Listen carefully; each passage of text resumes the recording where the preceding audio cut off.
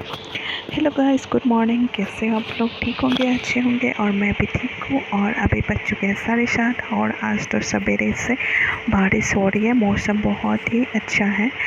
तो ये देखिए, और आज मैं बना रही हूँ राजमा की सब्ज़ी और साथ में खुशी भी लटकी हुई है। और ये मैं बनाई हूँ सूजी के हलवा। तो बहुत ही टेस्टी है और मौसम भी अच्छा है। आज तो ठंडा मौसम है। तो और ये है शाम के टाइम में चाय के साथ टाइम स्पेंड कर रही हूँ थोड़ी देर। हम चाय के साथ क्या बात कर रही हो, खुशी भी।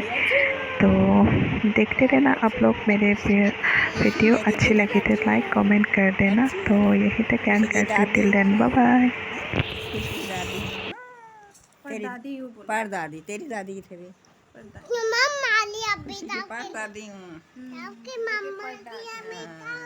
पर दे तो साग दे।